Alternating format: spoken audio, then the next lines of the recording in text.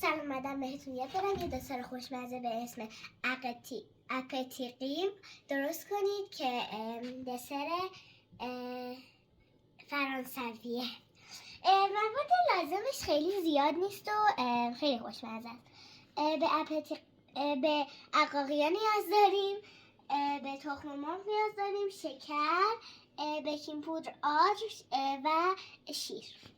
اینا رو مخلوط میکنی. حالا بهتون میگم. بعد تخم مرغ رو که شکستی پرشون میزنیم تا غلظتش این شکلی شه. حالا شیر،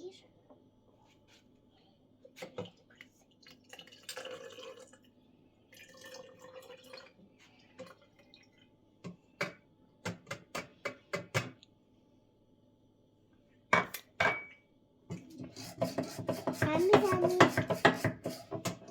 بیکینگ پودر،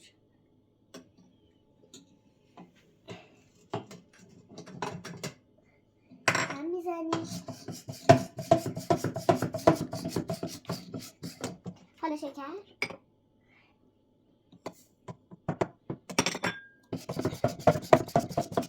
حالا آب،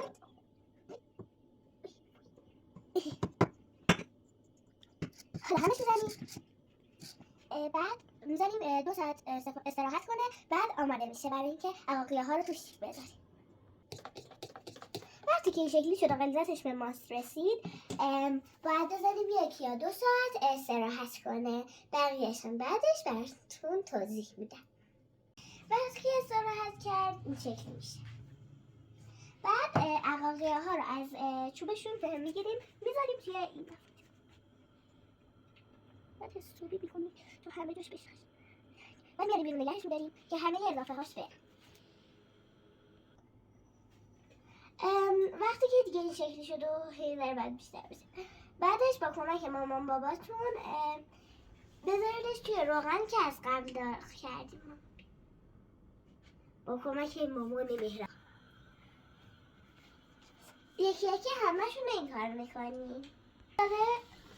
الان داره پف میکنه، نگاه کنید. وقتی که طلایی رنگ شد برش میداریم. رنگش رو دقیقا بهتون نشون میدم. حالا که آماده شد و این رنگی شد، وقتی ذره سرد شد چیز رو روش علک میکنیم.